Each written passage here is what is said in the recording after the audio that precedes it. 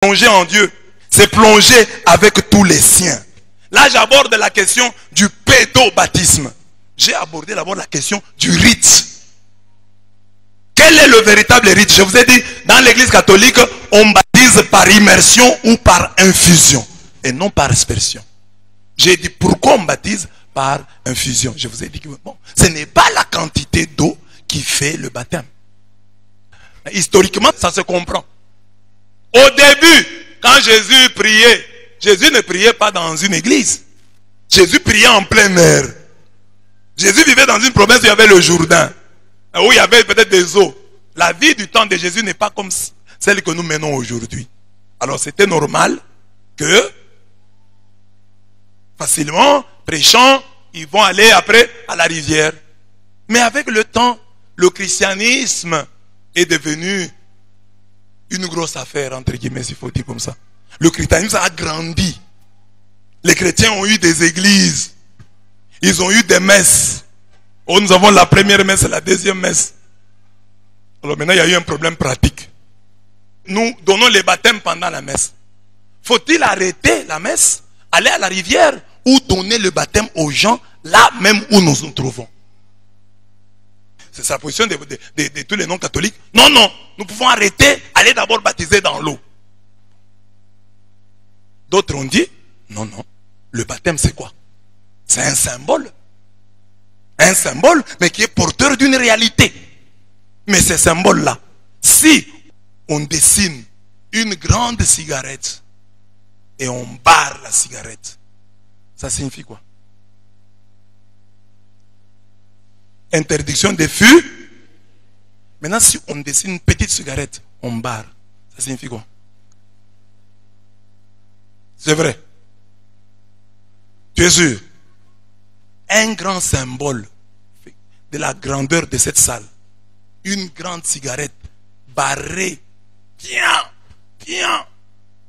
Ça signifie interdiction des...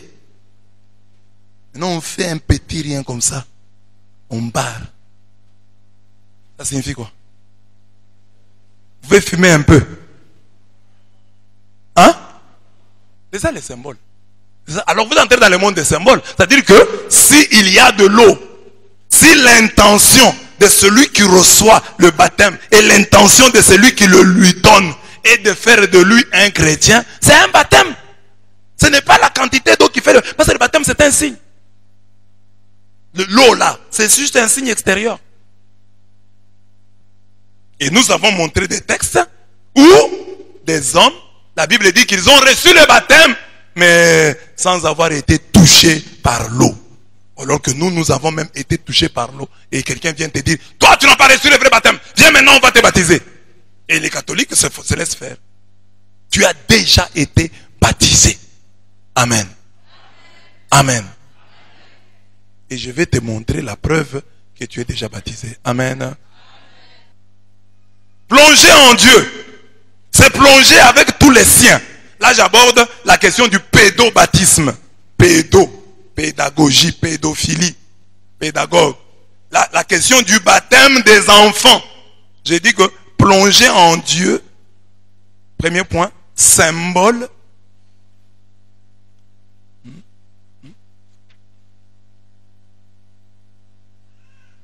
Symbole spirituel réel.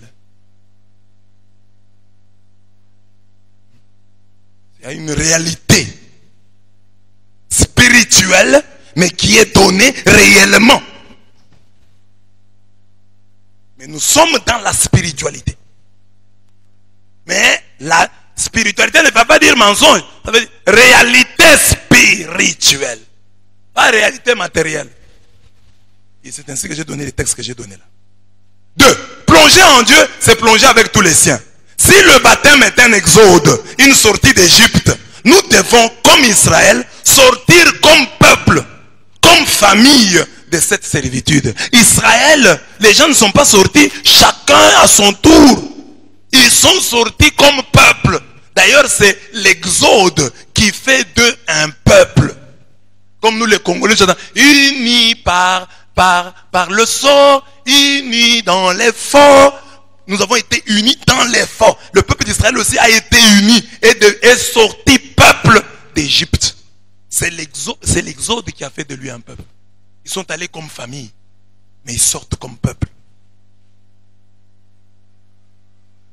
Pas comme famille d'abord, ils sont allés comme individu. Joseph qui est parti vendu. Et puis après, la famille a suivi. Et puis après, quand ils sont sortis peuple. Nous irons avec nos jeunes gens. Qu'est-ce qu'ils disent? Nous irons. S'il faut sortir de l'Égypte, nous allons sortir avec nos jeunes gens et nos vieillards, avec nos fils et nos filles, avec notre petit et notre gros bétail. Car ce sera pour nous une fête en l'honneur de Yahweh. Exode 10, 9. Je donne même le cas du temps de Ninive. Au temps de Ninive, quand on a dit, dans 40 jours, Ninive sera de... C'est tout le monde qui a jeûné. Du plus grand au plus petit. Ce sont des détails sur lesquels les gens ne s'arrêtent pas. On peut dire, ah, les enfants sont encore des bébés. Ils ne savent rien. Ils avaient jeûné. Même ici, les enfants sont sortis. Au temps de Jonas, même les bêtes ont jeûné. Du plus petit au plus grand. Tout le monde a observé le jeûne. Et au temps de l'Exode, tout le monde est sorti. Et les grands, et les petits, et les femmes, et les enfants. Tout le monde est sorti. Et quand vous lisez Exode 10, vous trouverez que plusieurs fois Pharaon va leur dire, sortez vous-même, laissez d'abord vos enfants. Non, non, non, non. Nous allons partir et avec nos enfants, et avec nos femmes, et avec nos biens. Parce que Pharaon voulait juste les retenir. Non, restez d'abord, laissez alors vos enfants. Non, non, nous allons partir avec tous les nôtres et avec tous nos biens. Alors, le baptême, c'est ça. Nous sortons d'Égypte. Tous. Si papa sort d'Égypte, de l'esclavage du péché, il sort avec ses enfants.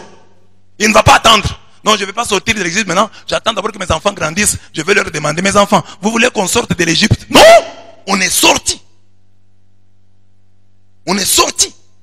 On n'a pas demandé à l'enfant.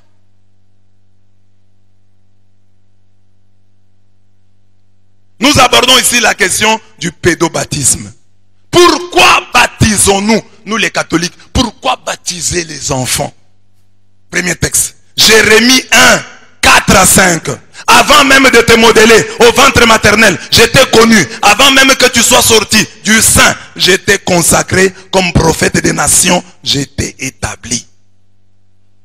Avant de te modeler, avant que tu n'entres dans le ventre de ta mère, Dieu lui, il connaît, il nous connaît. Avant de sortir du sein de nos mamans, Dieu nous choisit, Dieu nous consacre comme prophète des nations.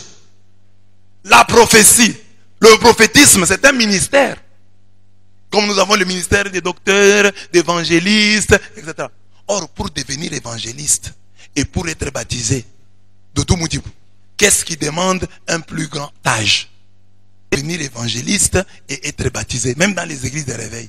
Qu'est-ce qui demande un plus grand âge, une certaine maturité?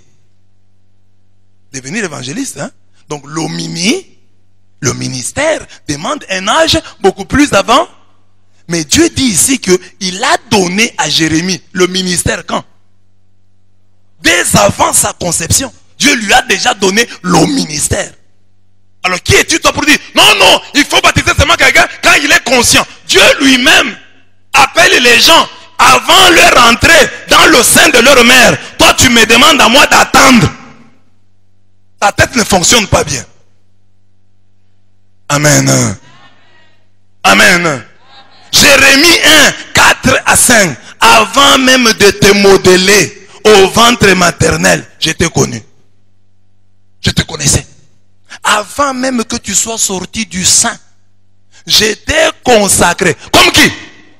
Comme prophète des nations, je t'ai établi. Le baptême est un sacrement. La prophétie est un ministère. Or, c'est le ministère qui demande un âge beaucoup plus grand. Qui demande une certaine, qui requiert une certaine maturité. Mais ce ministère-là, qui demande un âge avancé, est donné à Jérémie dès avant sa conception. Dieu a connu Jérémie, il l'a consacré et l'a établi comme prophète des nations, bien avant sa naissance. Nous baptisons et faisons baptiser les enfants, car nous croyons à ce que Dieu fait en et pour chaque bébé avant sa conception. Donc avant chaque conception, Dieu a déjà fait quelque chose dans chaque bébé. Dieu a déjà fait quelque chose pour chaque bébé. Dès avant sa conception. Dieu n'attend pas que tu naisses, qu'il te demande ton avis. Il y a des choses qu'il fait pour toi dès avant ta conception. C'est un mystère. Alors, moi je dis souvent aux gens, pour rire, je dis, mais si moi j'avais le pouvoir dans l'église, je dirais que nous sommes en retard. Qu'il faudrait donner les baptêmes, pas de la naissance. Quand les gens sont fiancés, comme les Marlène là et Nicolas là. On vient déjà sur le ventre de Marlène là. On baptise tous les enfants que vous aurez. Amen. Et même là, on serait toujours en retard par rapport à Dieu. Parce que Dieu, lui, c'est dès avant la Donc, avant même que... Donc, on devrait donner les baptêmes quand même, avant même les fiançailles. Donc, on devait, déjà, vous tous ici, baptiser vos enfants. Donc, les enfants que tu auras sont baptisés. Et même là, on sera toujours en...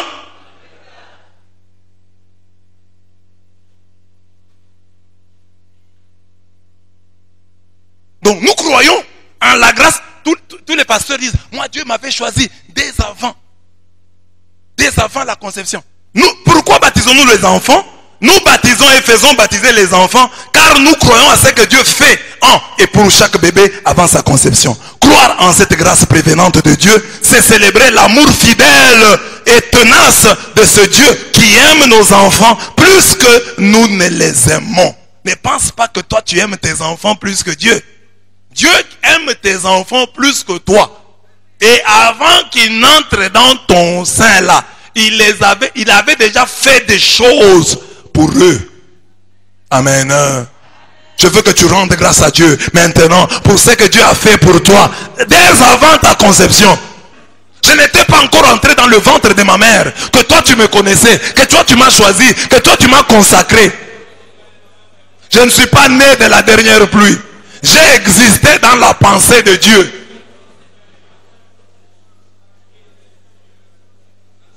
Tu as existé, avant d'exister dans le ventre de ta mère, tu as existé dans la pensée de Dieu.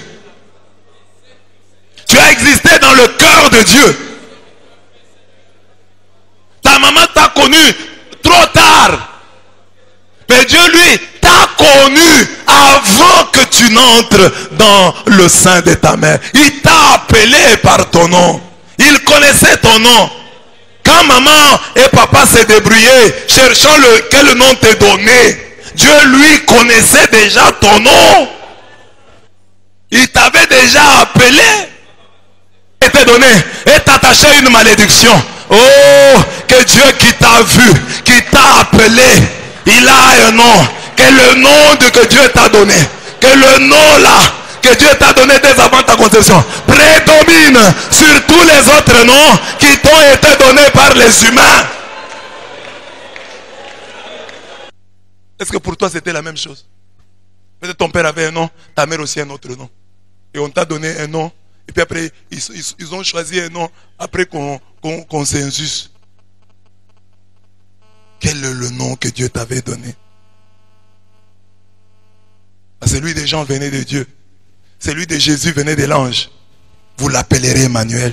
Vous l'appellerez Yoshua. Toi, tu as quel nom? Quel que soit le nom que les hommes t'ont donné.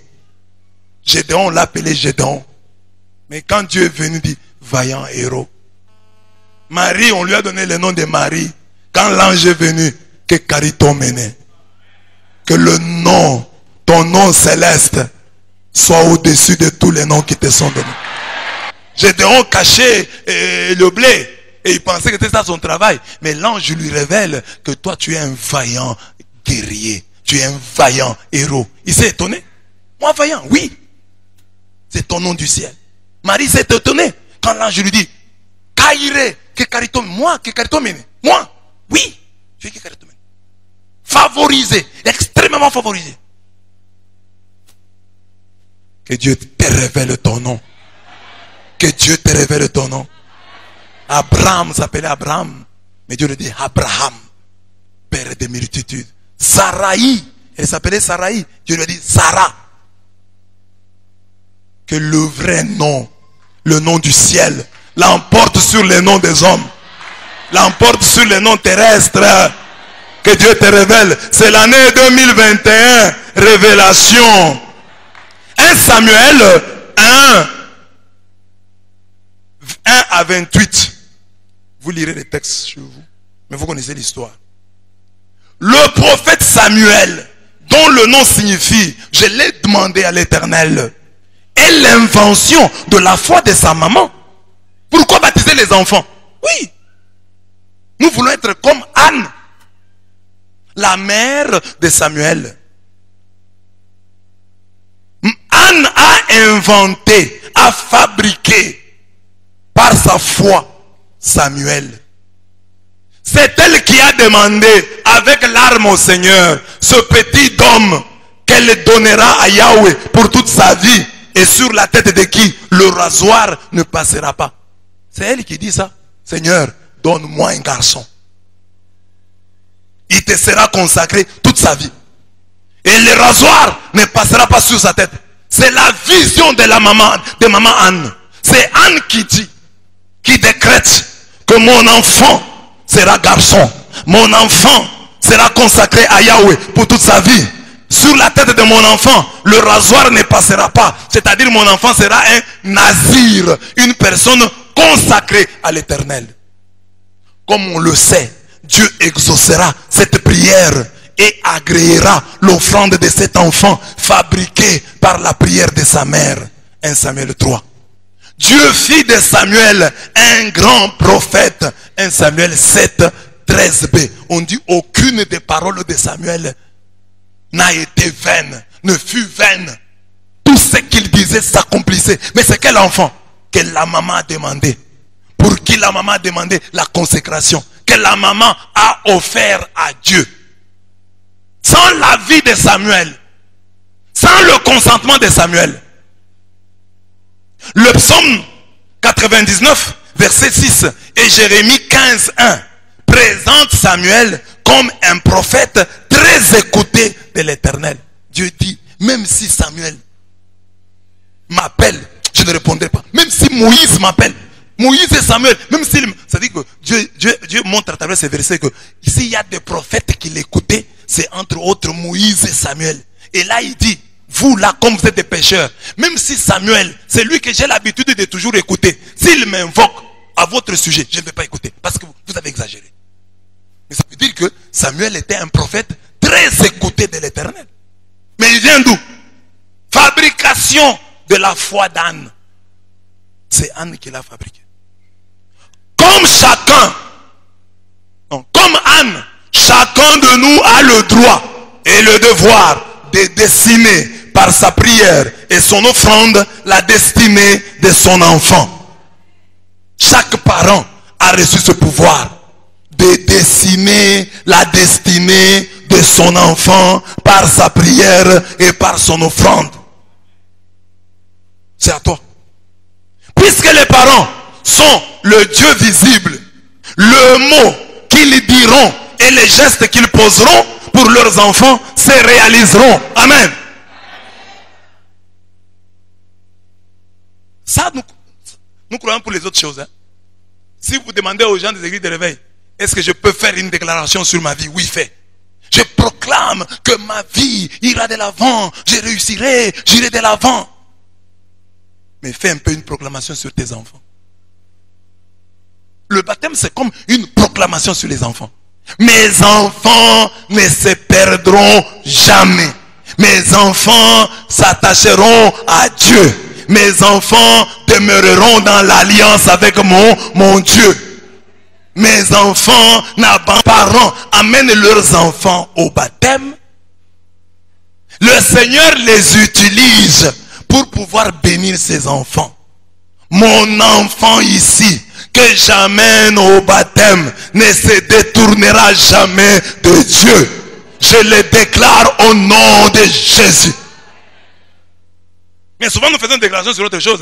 Je serai président de la République. Je serai ceci, je serai cela. Je le proclame au nom de Jésus.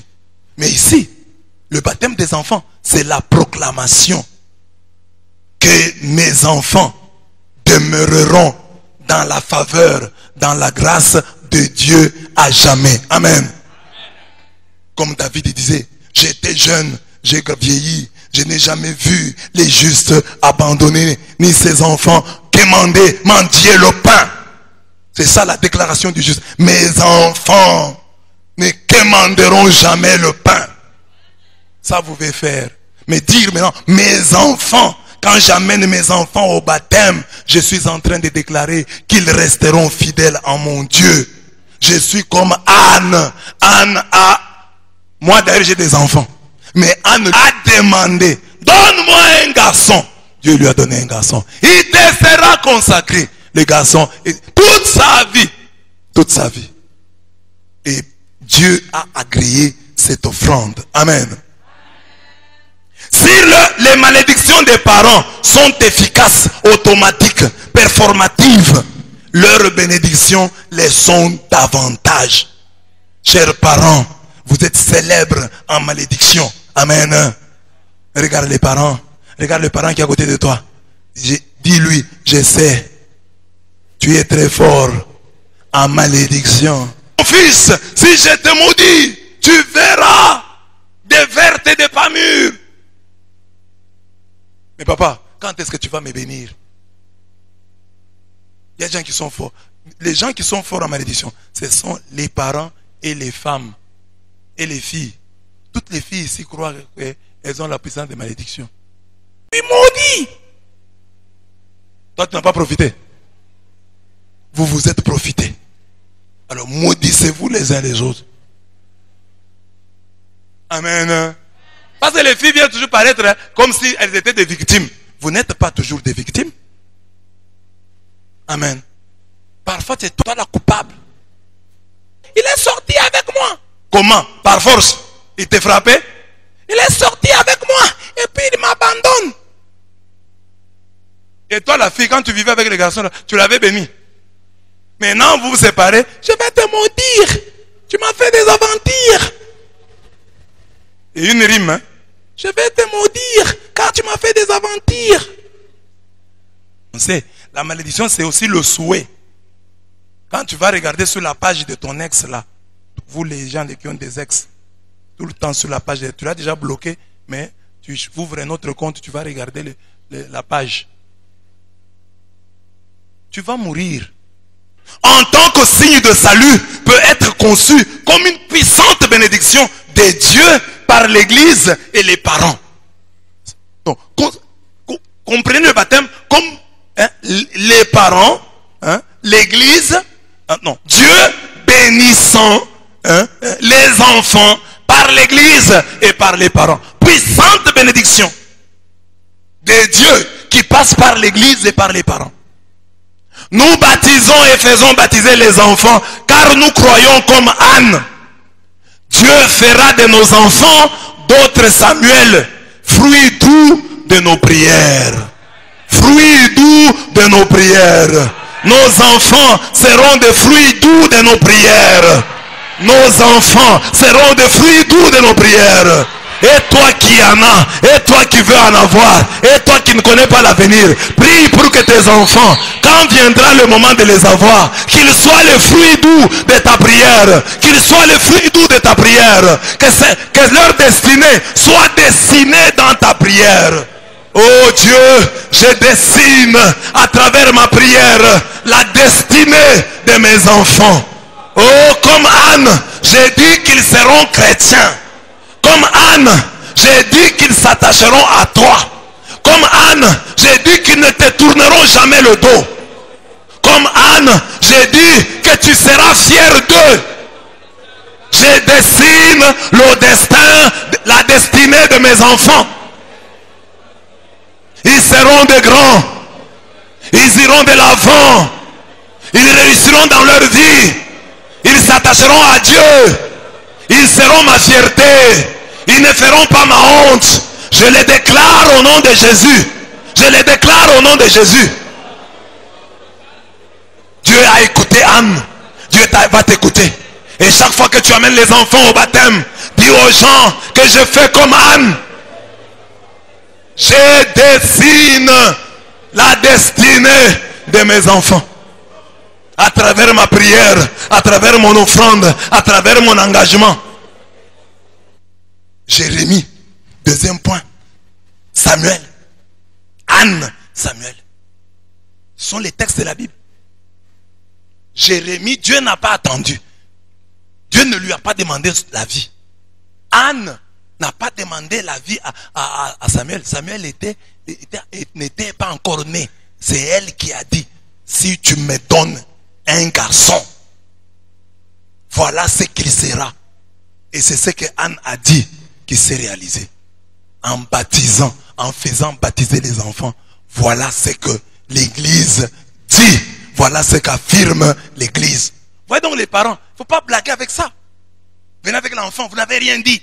Venez avec l'enfant, vous ne dites rien au baptême. Il faut avoir des paroles. Il faut venir avec muni des paroles. Et les jeunes qui n'ont pas d'enfants, vous avez la révélation pour savoir comment avoir les enfants. L'enfant, on le demande. L'enfant doit être le fruit doux de ta prière. Par le fruit amer de ton impudicité, de ton imprudence. Comme les gens qui sont fiancés là, et ils voulaient s'amuser. Ils ont le projet d'avoir un enfant 3 ans après. Mais ils s'amusaient. Et en s'amusant, un enfant entre. Oui, déjà, vous avez mal commencé. Mais ceci, Anne a prié. Je veux un enfant. Je veux un garçon. Voilà ce que je veux pour lui. Voilà ce que j'attends que tu fasses pour lui. Et ça qui arrive dans le couple. Oh, fruit doux, fruit amer de l'impudicité, de la luxure. Le papa, la maman n'ont pas pu se contenir. Alors qu'ils avaient encore un bébé. Ils ne voulaient pas avoir d'enfant. Une grossesse est vite arrivée. Et papa dit, tu dois avorter. Maman dit non, débat déjà. Papa ne veut pas de cet enfant. Maman veut de l'enfant. Maman tente même. Après insistance de papa. Et l'avortement rate. Et l'enfant finit par naître. Regardez cet enfant-là. C'est un enfant indésiré. Vous ne l'avez pas désiré. Et après vous vous posez des questions. Comment cet enfant est comme ça? Ce n'est pas un Samuel. Vous ne l'avez pas demandé. C'est le fruit amer de votre impudicité, de votre luxure, de votre gourmandise sexuelle, de votre indiscipline sexuelle. Genèse 17, 10 à 14.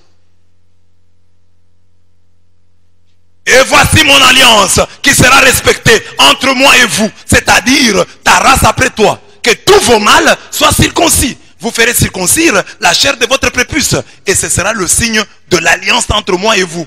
Quand ils auront 8 jours, tous vos mâles seront circoncis de génération en génération. L'incirconcis, le mâle dont on n'aura pas coupé la chair du prépuce, cette vie-là sera retranchée de sa parenté. Il a violé mon alliance. Dieu dit, 8 jours après la naissance d'un enfant, faites-le circoncire.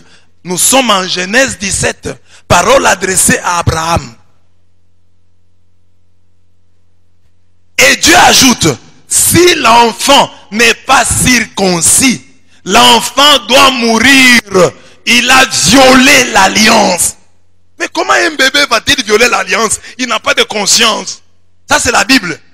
Oh, vous les catholiques, il faut attendre quand la personne est consciente, quand la personne croit, elle-même pour la baptiser. Mais pour entrer, nous sommes dans l'Ancien Testament, s'il vous plaît. Et l'Ancien Testament traîne souvent les pas. L'Ancien Testament rend difficile les choses. C'est le Nouveau Testament qui vient faciliter les choses.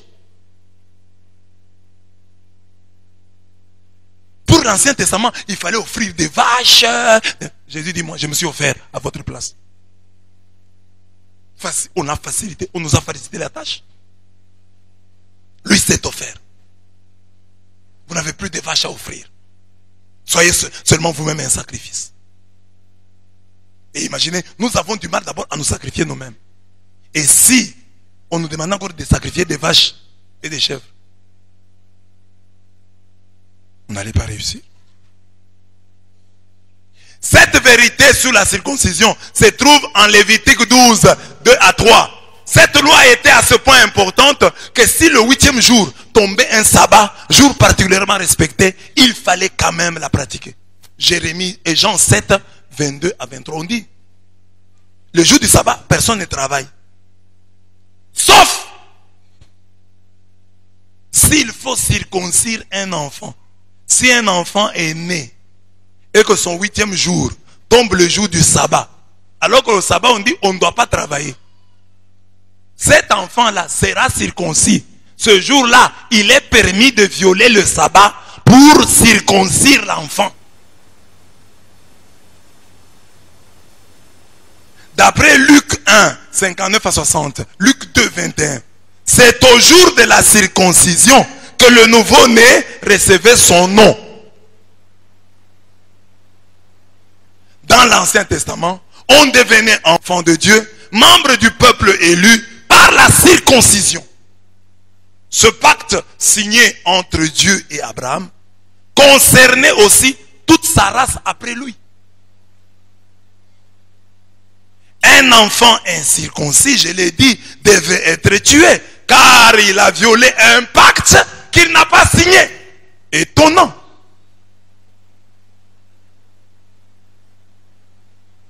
Ce texte, Genèse 17, 10 à 14, montre que toute alliance que Dieu conclut avec l'homme inclut toute la famille de ce dernier. Ainsi, tout adulte baptisé a conclu avec Dieu un pacte qui concerne toute sa famille.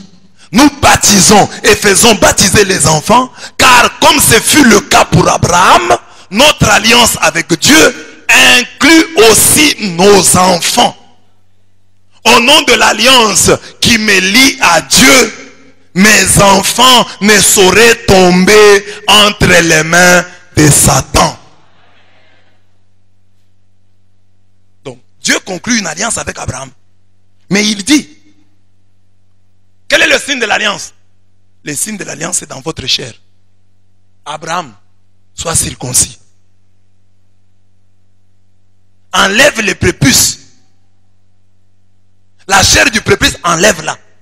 C'est le signe physique que tu m'appartiens. Et tu feras cela à ta postérité. Chaque fois que tu auras un enfant, 8 jours après, cet enfant, s'il est mâle, s'il est garçon, on devra lui enlever le prépuce. C'est le signe que cet enfant m'appartient, qu'il est entré dans l'alliance, qu'il fait partie du peuple de Dieu.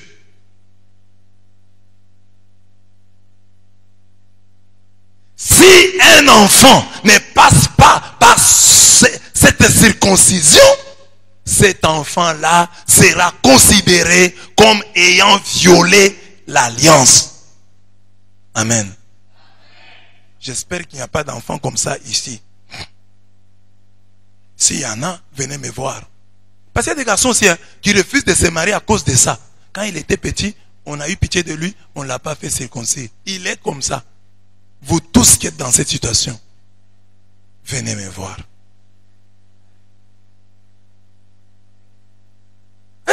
Marie-toi. Il ne veut pas. Il a honte. Parce que dès qu'il se marie, la fille là va découvrir. demande au célibataire qui est à côté de toi, est-ce que baiser de tout circoncis un membre du peuple de Dieu, comme le baptême fait de nous des membres de l'église? Mais regardez, l'enfant qui n'est pas circoncis devait mourir.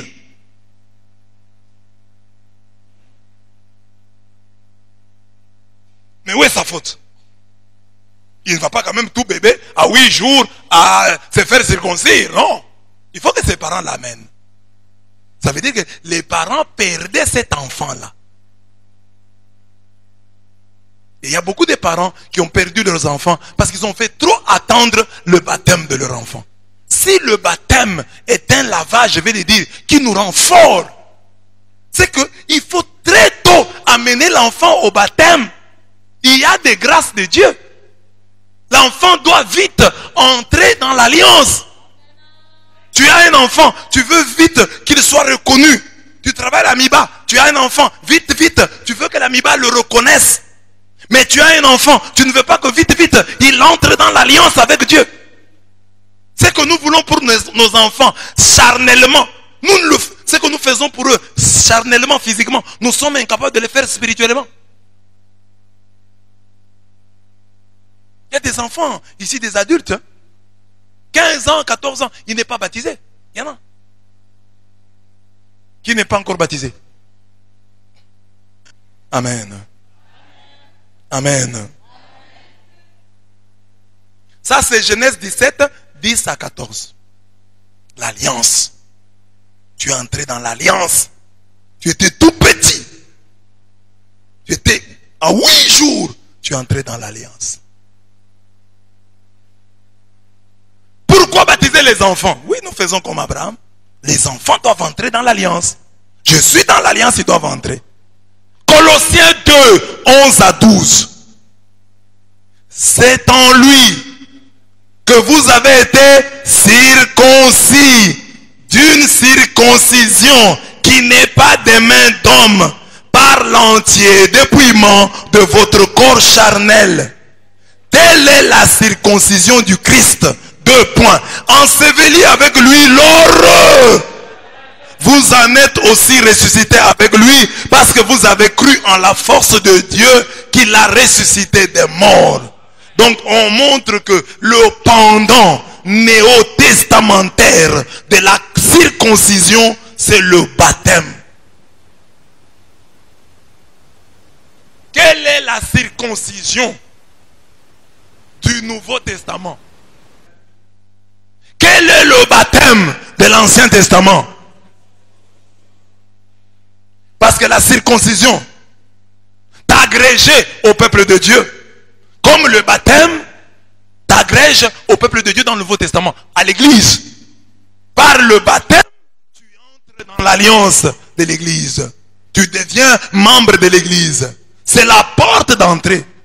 Par la circoncision, tu entres dans le peuple d'Israël.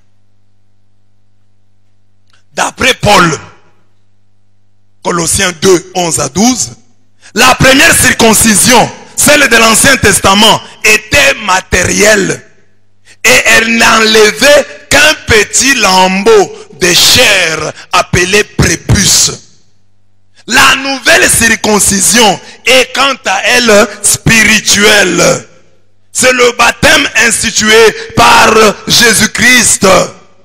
Dans l'Ancien Testament, à 8 jours, on devient membre du peuple de Dieu.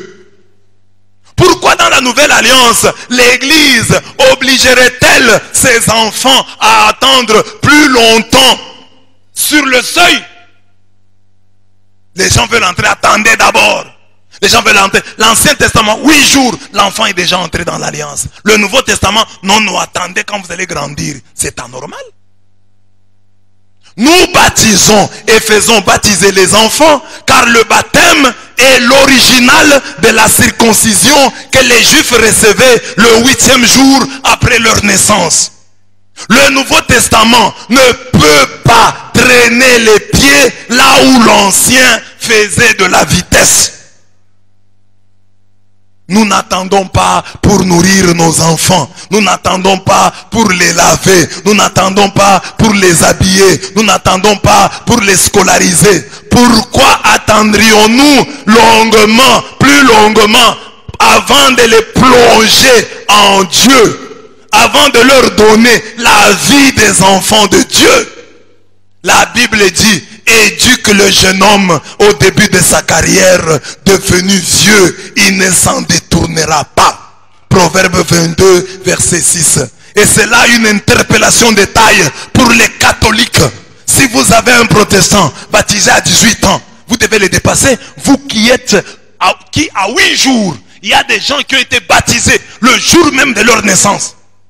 Donc normalement, en termes d'expérience, vous devez être un chrétien plus expérimenté que celui qui a été baptisé à 18 ans.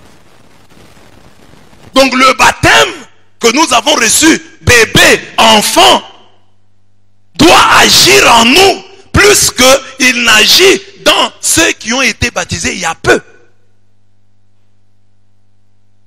Toi donc, si tu as été baptisé, bébé, c'est que tu es grand, tu as grandi dans une ambiance, une atmosphère chrétienne.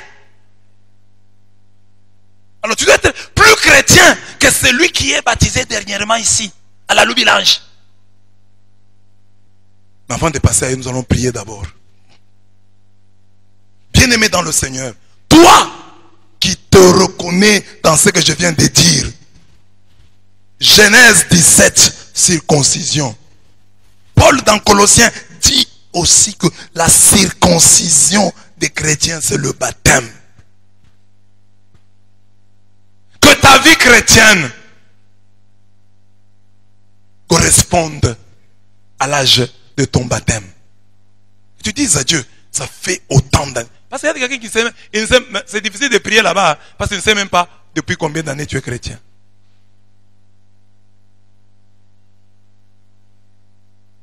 En quelle année tu as été baptisé? Tu as quel âge? Tu as quel âge?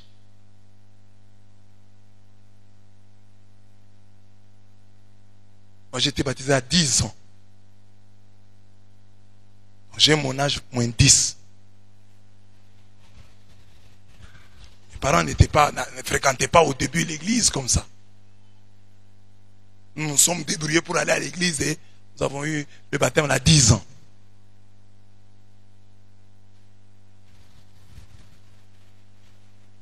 Que Dieu nous aide. Que tu dises à Dieu, ça fait des années que je suis baptisé. Quand quelqu'un travaille depuis des années, il a l'expérience. Je veux être un chrétien expérimenté. Je veux quand même avoir une certaine maturité. Parce que ça fait des années. Il y a des gens qui baptisés il y a 2 mois, 3 mois. Moi, ça fait des années que cela se voit. Quand vous avez un étudiant qui vient d'entrer à Tchikama, il va se perdre, il ne sait pas par où entrer. Toi, l'ancien de Tchikama, tu sais que c'est par ici, c'est comme ça. Alors, maintenant, comme tu es chrétien, tu dois avoir une grande connaissance, parce que ça fait des années que tu es dans ces choses. Nous demandons à Dieu que notre âge baptismal apparaisse, se voit à travers notre comportement, notre vie. Prions le Seigneur. Seigneur Dieu de gloire, c'est depuis des années, plus de 40 ans, que je suis chrétien. Oh Dieu de gloire, ça doit se voir dans ma vie. Ça fait 40 ans d'expérience dans la vie chrétienne. Ça doit se voir. Ça doit se sentir. Ça doit se noter. Ça doit se faire remarquer. Je dois être différent de ceux qui sont devenus chrétiens il y a 20 ans, il y a 10 ans, il y a 5 ans. Car moi je suis chrétien depuis plus de 40 ans. Je dois être un chrétien expérimenté. Je dois être un chrétien expérimenté. Je dois refléter une certaine maturité. Je dois comprendre mieux certaines choses. Parce que ça fait des années que je suis dans cette alliance. Aide-moi Seigneur. Aide-moi Seigneur. Que je respecte, que j'honore l'âge de mon baptême. Telle est la circoncision du Christ, enseveli avec lui lors du baptême. On dit, ce qui n'est pas d'une circoncision, dit, vous avez été circoncis d'une circoncision qui n'est pas des mains d'homme, par l'entier dépouillement de votre corps charnel. Si la circoncision de l'Ancien Testament enlevait une petite peau, un lambeau de chair appelé prépuce, la circoncision en Jésus-Christ enlève, nous dépouille entièrement de notre corps charnel. Le baptisé a crucifié sa chair. Lui n'a pas enlevé seulement une petite peau, la petite peau là du prépuce, mais il a été entièrement dépouillé du vieil homme. Il a revêtu l'homme nouveau, créé à l'image de Dieu. Texte suivant. 1 Corinthiens 7, 12 à 14. Mariage mixte entre croyants et non-croyants. Paul soutient que les enfants qui naissent de ces unions sont saints, de la sainteté de l'un de leurs parents qui croient en Dieu. Nous allons lire les textes. 1 Corinthiens 7, 12 à 14. Aux autres, ce n'est pas le Seigneur, c'est moi qui dis. Si un frère a une femme non croyante et qu'elle consente à habiter avec lui, qu'il ne la répudie point. Et si une femme a un mari non croyant, qu'il consente à habiter avec elle, qu'elle ne répudie point son mari. C'est pourquoi je parle de mariage mixte. On dit, un frère a une femme non croyante. Une femme a un mari non croyant. Mariage mixte. Avec disparité de culte. On dit, ils ne doivent pas divorcer. Qu'ils vivent ainsi. Même si l'homme est croyant, la femme non croyante, vivez. Même si la femme est croyante, l'homme non croyant, vice versa, vivez. Quelle est la raison que Paul avance? Il dit quoi? Car le mari non croyant est sanctifié par la femme, et la femme non croyante est sanctifiée par le frère. Autrement, vos enfants seraient impurs, tandis que maintenant, ils sont saints. Le mari non croyant est sanctifié par qui? La femme non croyante est sanctifiée par qui? Mais dans une telle union, soit que le papa est croyant, la maman est croyante, on dit que si l'un de deux parents est croyant, les enfants sont comment? Sont saints. Or le terme saint dans le Nouveau Testament, c'est pour dire les baptisés. C'est comme ça qu'on appelait les baptisés. C'est comme ça qu'on appelait les chrétiens, les saints. Ça veut dire quoi? Vos enfants sont saints. D'où tire-t-il la sainteté? D'où tirent les enfants nés d'un couple mixte? D'où tire-t-il la sainteté? De l'un des deux parents croyants. Mais ici nous avons des parents, papa croyant, maman croyante. Et vous refusez le baptême à leur enfant. Le baptême nous apporte quoi? La sainteté, la sanctification. Mais ces enfants, Dieu lui-même les appelle saints. Un enfant issu d'une union mixte. On dit, si son père est croyant, même si sa mère n'est pas croyante, la sainteté du papa est transférée à l'enfant. Si la maman est croyante, même si le papa n'est pas croyant, la sainteté de la maman est transmise à l'enfant. L'enfant est saint de la sainteté de l'un de ses parents. Alors, comment peux-tu refuser le baptême à ceux que Dieu appelle saints? Saint, ça veut dire redoutable. Kadosh, kadosh, kadosh. On ne blague pas avec eux. Ils appartiennent à Dieu.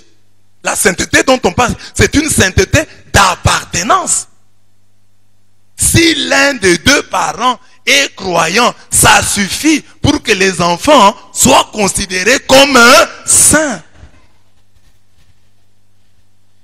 Amen. Demande à ton voisin, et tes parents c'est comment? Tous sont des croyants ou l'un est croyant? Tes parents c'était comment? Ou c'est comment? Tous les deux sont croyants. Donc, tu es saint, tu es plus que saint. Parce que ceux qui ont un seul parent croyant sont saints. Mais ceux qui ont les deux parents croyants, alors, va-t-on refuser le baptême à ceux que Dieu appelle saints? Que non. Ça ne serait pas logique.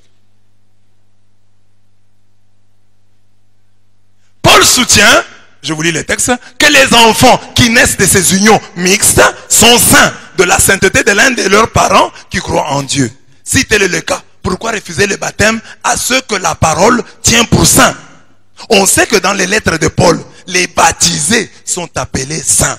Romains 15, 26, Éphésiens 1, 1, Philippiens 4, 21. Ils sont saints car ils croient au sacrifice rédempteur de Jésus sur la croix. Philippiens 3, 8 à 9, 1 Jean 1, 17. Ils sont saints à cause de l'appel de Dieu pour être co-héritier du Christ. Cette sainteté, qui est la réalité même de la circoncision et du baptême, est transmissible, elle est contagieuse. Comment accepter d'un côté la transmission de la réalité, du signifié du baptême, et refuser de l'autre la transmission du signe, du signifiant? Pour nous, signe et réalité du baptême sont transmissibles, même si l'homme doit constamment se circoncire et se sanctifier. Deutéronome 10, 16, 36, Jérémie 4, 4, 1 Pierre 1, 15 à 16. Ici, j'ai dit que dans le baptême, il y a le signe et le signifié. Le signe, c'est le baptême. Le signifié, c'est la sanctification. On fait de toi, à travers le baptême, enfant de Dieu. Lavez-vous, purifiez-vous, notre thème d'hier. À travers le baptême, on vous lave. Vous devenez saint. Sainteté d'appartenance. Vous êtes redoutable. On ne peut plus jouer, on ne peut plus se jouer de vous.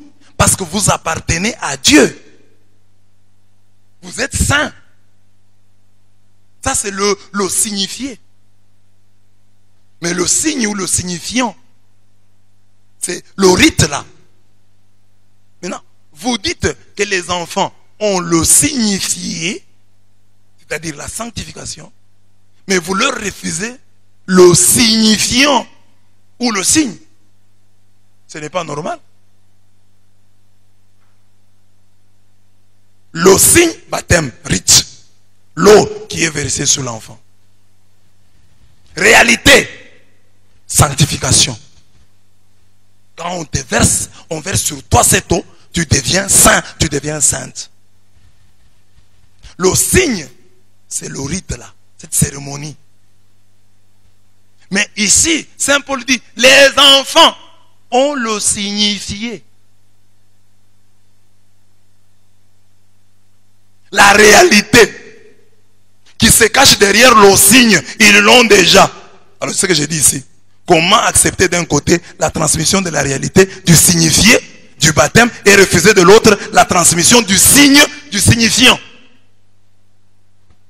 S'ils ont le signifié, c'est qu'ils ont aussi le signifié. Entre le signifiant, et, si on vous prend ici, le signifiant et le signifié, demandez à votre voisin, entre le signifiant et le signifiant, tu choisis quoi? Si tu es pressé, tu prends quoi? Hein? Demande à ton voisin, c'est ça qui montre qu'il a compris l'enseignement. Signifiant et signifié, tu prends quoi? Si tu es pressé. Amen. Hein? Donnez la réponse de votre voisin. Donnez la réponse de votre voisin. Le voisin a dit quoi? Il a dit quoi? Jean-Pierre. Jean-Pierre est où? Ton voisin a dit quoi? C'est qui? Toi, tu vas prendre les signifiants. Donc, le signifiant, c'est le rite. Le signifié, c'est la sanctification. Donc, on te donne le rite, toi, tu prends le rite sans signifier. Comment peut-il être sanctifié? C'est le terme qui est utilisé. Le mari non-croyant est sanctifié par sa femme. On vous prêche souvent les saluts individuels. Les saluts individuels. Puisque Dieu permet la transmission de la réalité du baptême des parents aux enfants, il ne peut pas s'opposer à la transmission, disons comme ça, du signe aux enfants. Parce que la réalité, il dit les enfants sont saints de la sainteté de l'un de leurs parents. Ce sont les Écritures, c'est la Bible. Nous allons prier en tablant sur ça, cette réalité bien-aimée. Mes parents sont des chrétiens. La sainteté. Que la sainteté qui m'a été transmise à mon baptême. Parce que l'un de mes parents ou les deux parents sont des croyants. Que cette sainteté-là se manifeste dans ma vie. Que je sois redoutable. Que les sorciers me craignent. Que les occultistes me craignent. Fais-moi, oh Dieu, Kadosh, Kadosh, Kadosh. Rends-moi redoutable devant mes ennemis. Au nom de mon saint baptême. Au nom de mon saint baptême. Rends-moi redoutable devant mes ennemis. Que la mort me craigne. Que les maladies me craignent. Que la pauvreté me craigne. Oh Dieu de gloire, oh Dieu de gloire, c'est ta parole. Tu dis dans ta parole que je suis saint, que je suis redoutable de la sainteté de l'un des membres, de l'un de mes parents. Or moi j'ai eu des parents, tous chrétiens. Oh Dieu de gloire, que cette sainteté apparaisse dans ma vie. Que les démons voient que je suis saint. Que les démons voient que je suis saint. Et moi je suis plus que cela. J'ai été baptisé. J'ai reçu sur mon corps, dans mon âme et mon esprit, le signifiant. Oh Dieu de gloire, oh Dieu de gloire. Toi tu as dit que le signifié était déjà en moi. Et j'ai reçu à la suite le signifiant. Merci Seigneur, que mon saint baptême agisse et me rende redoutable devant tous les ennemis de ma destinée. Que je sois redoutable. Prie pour tes enfants baptisés, tes frères baptisés. Invoque le baptême de tes sœurs, de tes frères. Et demande pour qu'au nom du baptême qu'ils ont reçu, c'est une alliance. Qu'ils soient préservés du malheur. Qu'ils soient bénis. Qu'ils soient bénis. Ces enfants ont été baptisés. Oh Dieu de gloire. Que les sorciers ne les touchent pas. Tes enfants sont baptisés, bien-aimés. Que les sorciers ne les touchent pas. Que personne ne les ensorcelle. Que personne ne les initie à la sorcellerie. Que personne ne les initie à la magie. Que personne ne les initie à l'occultisme. Tes enfants, qu'ils soient redoutés. Les enfants que tu auras, tu les auras un jour, bien-aimés. Et une longueur d'avance. Qu'ils soient redoutables. Si tu les as déjà maintenant, qu'ils soient redoutables. Même s'ils tombent sur une maîtresse, une enseignante qui est sorcière, qu'elle n'ait aucun pouvoir sur tes enfants. Au nom de leur saint baptême. Et toi aussi qui m'écoutes, que ton baptême te protège. Quoi que tu manges, quoi que tu boives, où que tu ailles, même si on te donne quoi, même si on te fait manger quoi, même si on te fait boire quoi, que cela n'ait aucun pouvoir sur toi. Tu as reçu le baptême, tu es un baptisé, tu es un redoutable, tu es un redoutable. Crois en ton baptême, crois en ton baptême et que ton baptême agisse. Que le baptême soit un rempart. Que le baptême te rende redoutable. Que le baptême te rende saint, redoutable.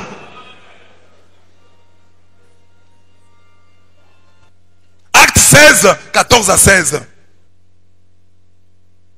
Acte 16, 14 à 16. L'une d'elles, nommée Lydie, marchande de pourpre de la ville de Thyatire, était une femme craignant Dieu. Et elle écoutait. Le Seigneur lui ouvrit le cœur pour qu'elle fût attentive à ce que disait Paul. Ma prière pour vous, que le Seigneur vous ouvre le cœur pour que vous soyez attentifs à ce que je suis en train de vous dire. Lorsqu'elle eut été baptisée avec sa famille, elle nous fit cette demande. Si vous me jugez fidèle au Seigneur, entrez dans ma maison et demeurez-y. Et elle nous pressa par ses instances. Bien-aimés, dans ce texte, qui a écouté la parole? Qui a écouté la parole? À qui est-ce que le Seigneur a ouvert le cœur? Lydie. Qui a été attentive à ce que disait Paul? Mais au moment du baptême, qui est baptisé? Qui est baptisé? Lydie et sa famille. Quand est-ce que la famille a écouté? On ne dit pas. Mais Lydie, et dans cette famille, qui peut nous dire que dans cette famille, il n'y avait pas d'enfants? Que tous les enfants qui étaient là dans la maisonnée de Lydie n'étaient que âgés. Ce serait quand même curieux. Parce qu'on dit sa famille.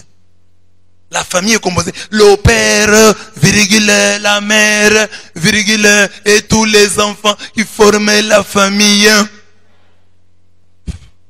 Le baptême des maisonnées là pose problème. Ce n'est peut-être pas une preuve. Mais au moins, nous retenons que celle qui a écouté la parole, c'est Lydie.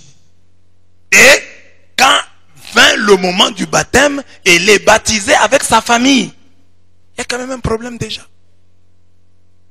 Et il y a un deuxième texte qui va nous amener là-bas.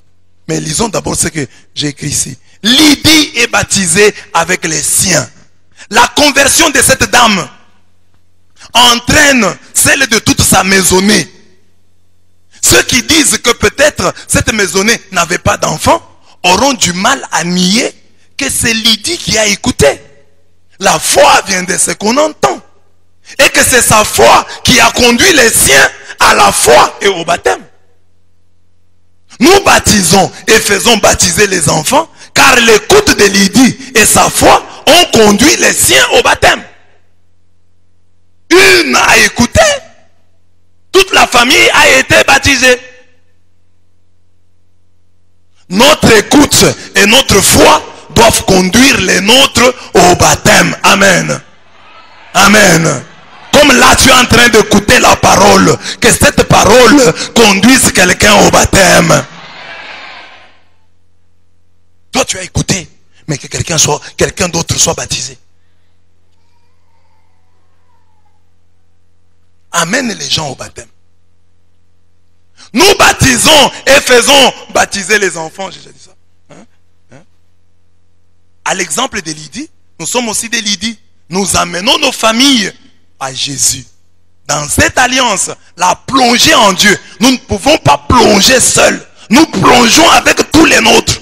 C'était l'idée phare de ce deuxième point. Plongeons avec les nôtres. Sortons d'Égypte avec les nôtres.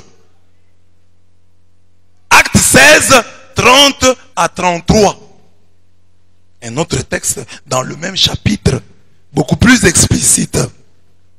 Il les fit sortir, les geôliers, le gardien de la prison. Il les fit sortir.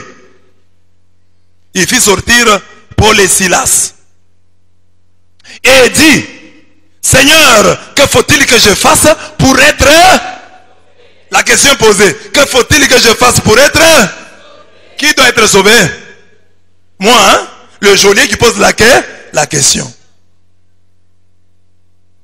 Réponse.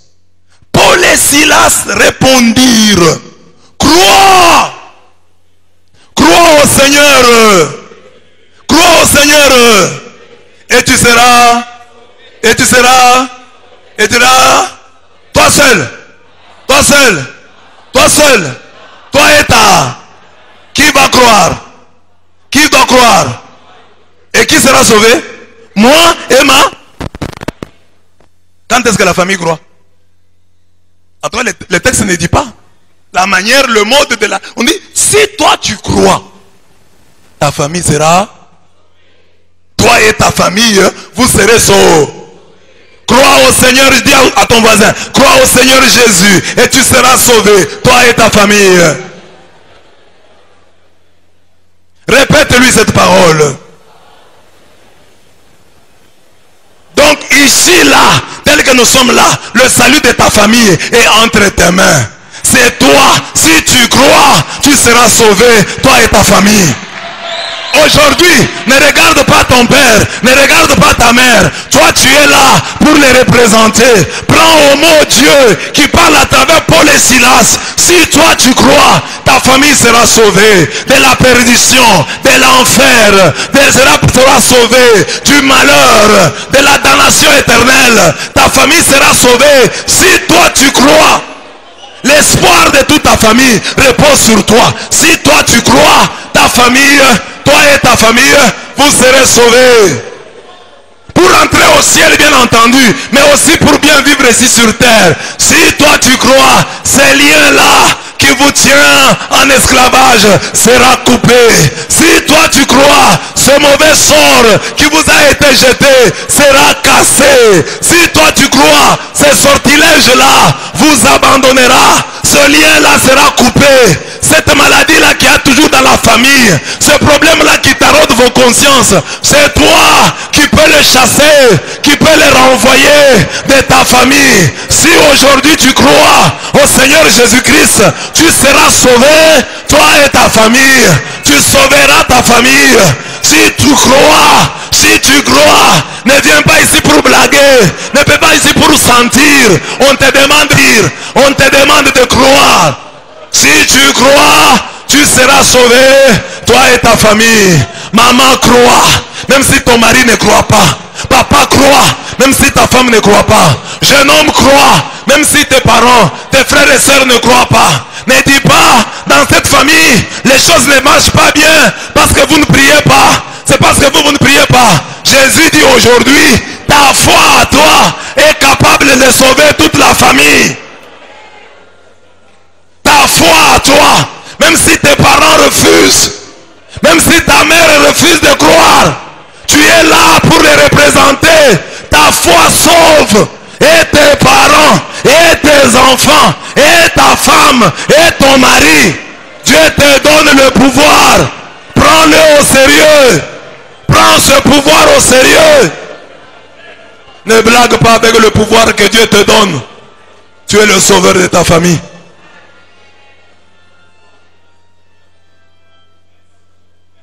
Aussi nous avons des problèmes dans cette famille, c'est parce que les enfants ne prient pas. Si toi tu crois, tu sauveras même ces enfants qui ne prient pas. Ils commenceront à prier. Ça ne veut pas dire que les autres n'ont rien à faire. Mais ici on dit si tu crois, tu le sauveras. Moi je m'en tiens à cela. Si tu crois, tu le sauveras. Si tu crois, tu le sauveras. Si tu crois, ils seront sauvés. Comment? Ça c'est pas moi. On dit si toi tu crois.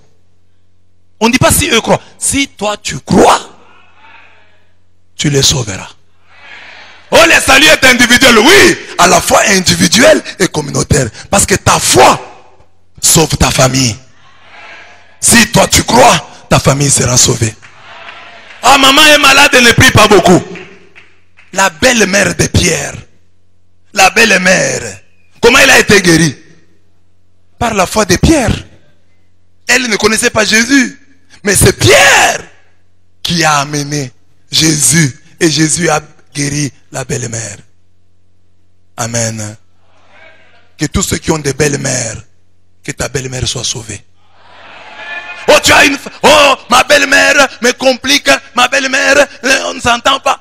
Tu sois papa ou maman. Aujourd'hui, on dit, comme Pierre, tu peux aussi sauver ta belle-mère.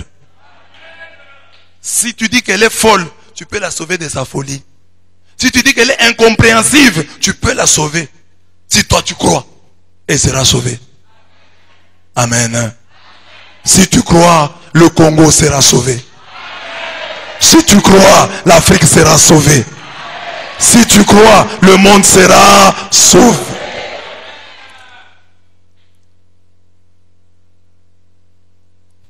La parole du Seigneur, ainsi qu'à tous ceux qui étaient dans sa maison. Il les prit avec lui à cette heure même de la nuit. Il lava leurs plaies et aussitôt il fut baptisé, lui et tous les siens. Dans les siens ici. Donc, ici, ils ont aussi écouté la parole. Ici, ils ont aussi cru. Mais on dit, il fut baptisé, lui et tous les siens. Dans les siens là, il n'y avait pas d'enfants. Vous êtes sûr? Et même s'il n'y avait pas d'enfants, nous nous en tenons seulement au verset qui dit, crois au Seigneur Jésus, tu seras sauvé, toi et ta famille. Nous nous en tenons au cas de Lydie que nous avons vu. Dans tous ces cas, quelqu'un a joué un rôle important dans le baptême des autres. Et ici, on dit les siens. Et on dit, ils ont été baptisés. Et aussitôt, est-ce que aussitôt, ils furent baptisés? C'est où? Ils étaient dans la maison. Ils ont été immergés. Chez les Jolis, il y avait une piscine. Ils ont été baptisés où? Parce que dit, ils lui annoncèrent la parole du Seigneur ainsi qu'à tous ceux qui étaient dans sa maison. Point. Il les prit avec lui. À cette heure même de la nuit, il lava leurs plaies et aussitôt il fut baptisé, lui et tous les siens.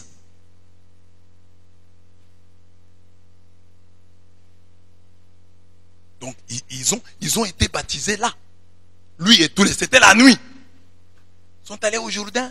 Ils sont allés dans quelle rivière? Ils ont été baptisés sur place. À cet endroit. Donc vous voyez là, mes bien-aimés, que nous avons les cas des maisonnés baptisés. Et personne ne peut nous certifier que dans ces maisonnés, il n'y avait point d'enfants. Amen. Dans la première alliance, Josué s'était engagé au nom de tous les siens devant Yahweh. J'ai dit ici, d'abord, la parole est annoncée au geôlier et à tous ceux qui étaient dans sa maison. Et tous seraient sur le baptême. Outre le fait que cette maison ne pouvait manquer d'enfants, il y a le principe selon lequel la foi d'un seul sauve toute la multitude. Dans la première alliance, Josué s'était engagé au nom de tous les siens devant Yahweh. Ces passages-là, on les met. Moi et ma maison, nous servirons l'Éternel. Et vous savez, l'usage que font les branhamistes de ces passages, il a mis dans sa maison. Moi et ma maison, nous servirons. Toi, catholique, tu arrives là. Quand il te montre ces versets-là, c'est pour dire quoi? C'est pour dire quoi? Tu deviens aussi branhamiste comme moi. Moi et ma maison, nous servirons l'Éternel. Mais c'est Josué qui s'engage. Il n'a pas interrogé sa famille. Mes enfants, vous voulez qu'on serve l'Éternel? Moi et ma maison, nous servirons l'Éternel. Dis à ton voisin, moi et ma maison, nous servirons l'Éternel. Quand? Demande-lui quand. Quand les enfants vont grandir. Non, maintenant. Moi et ma maison, nous servirons l'Éternel. Josué 24, 15c. Stimulé par ce bel exemple, le peuple dira à Josué, c'est Yahweh que nous servirons. C'est à sa voix que nous obéirons. Mais il a dit d'abord moi et ma maison. Et les autres ont dit non, non, nous aussi, nous allons obéir au même Dieu. Josué 24, 22 à 24. Nous baptisons et faisons baptiser les enfants, car comme ce fut le cas pour le geôlier, la foi d'un seul sauve la multitude. Le salut est à la fois individuel et communautaire.